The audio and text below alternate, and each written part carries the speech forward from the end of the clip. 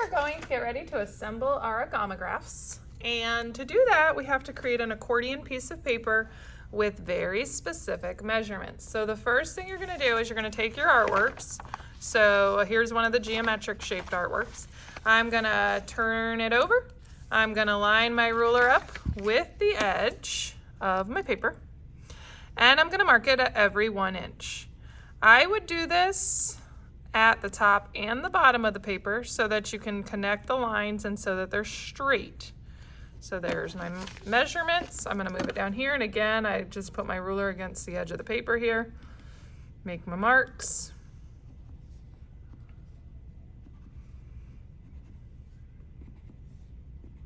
Then, so that I make sure my lines are nice and straight, I come in to where my first mark is and make sure that it's also lined up with my second mark down here. And I'm going to draw a line. I'm going to cut right on that line, so I need to make sure it's nice and straight. So against the first measurement and the one toward the bottom, I would put it just a little to the left of it if you're measuring from that side or drawing your line from that side, so it gets across those lines. And then I'm just going to keep moving my way along. This is going to allow me to cut these nice and straight because we are going to cut this up. So I'm going to draw lines all the way across, and then I'm going to number them so that I make sure to put them back in the correct spot. Okay, so I'm going to say 1, 2, 3, 4, 5, 6, 7, 8, 9. Okay, and I'm going to keep drawing those lines. I haven't finished yet. I'm going to do that on both my geometric and my neurographic art. Then I'm going to come over to this big sheet of paper that I'm going to get. I'm going to line my ruler up with the end again, and I'm going to come in and measure out those 1 inch marks again. And you got to be pretty precise with it if you want them to line up properly. And then what I'm going to do, this next step's kind of tricky, is create an accordion piece of paper. So once I get to where I ran out of room, I'm going to line my ruler up with that last mark, make the marks every inch. Then I'm going to go ahead and drop down to the bottom like I did on the other one, line it up with the edge of the paper and make the marks again, line my ruler up between the marks, and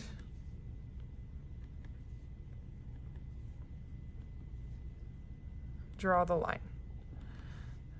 Again, I do this so I make sure my measurements or my lines are straight across, are straight down. If I don't do that, there's a very good chance that I'll have slanted lines, and then everything's not going to come together how it's supposed to. So now that I have those marks, I'm going to stretch my ruler out like this, making sure that my 2 marks are lined up, and draw the line. These are the lines I'm going to fold my paper on, and we're going to create an accordion, and it needs to be pretty straight and folded correctly. So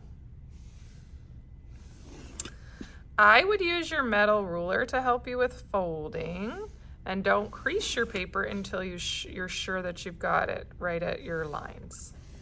So what I mean by that, I would keep going all the way across the paper, but for now I'm going to get started. So if I'm folding in on this side, I'm going to line my ruler up right with my line. I'm going to pick up my edge of my paper, and I'm going to go ahead and crease it so that I get a nice straight line, and then I'm going to go ahead and put it down.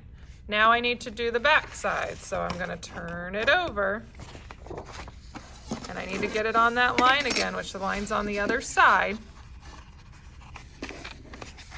So I'm going to attempt to line this up. It should be, so however tall this stands up, once I have that first fold, I should be able to put the metal against it and fold it back, and it should be on my line. Let's go and look and see what happened. Yep, that's pretty good.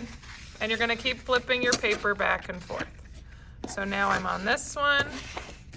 Line it up with the line again, make a crease, go ahead and fold it down, Get that crease really good. And then, since I know that this is just going to be the same width, so I'm going to go ahead and attempt to put it down. If it helps you with the ruler, go ahead and throw the ruler in there again and crease. And keep flipping it back and forth. Just make sure you're on that line. I got a little off the line there, so I'm just going to adjust that a smidgen. I'm going to work to get it on the line.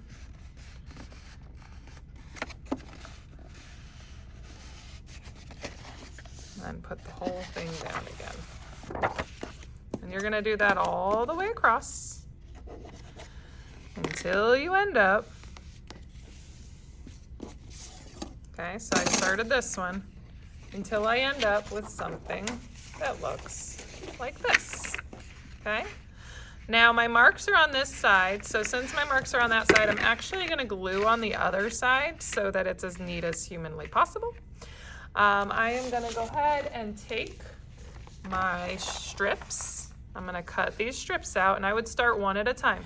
So if, for example, I was doing this artwork and I had it cut up in strips, I would take number 1, and you can, I believe, work from either side. But I would probably work this way since I labeled it from that way. So I would take my number 1 strip, and I'm going to glue it to this right side. This one is going to be part of the neurographic art, so I'm going to leave it blank. Every other one's going to be the strips. So I'm going to take number 1, glue it here. Take number 2, glue it to the right side. Take number 3, glue it to this right side. Take number 4, glue it to this right side, and all the way across till all of my right sides are filled with my organic shapes. Then I'm going to take my neurographic artwork and cut that up, and those are all going to go on my left sides. What's going to happen is that when I look at my artwork from each of the sides, I'm going to see those individual artworks. Okay, and I would use a glue stick for that.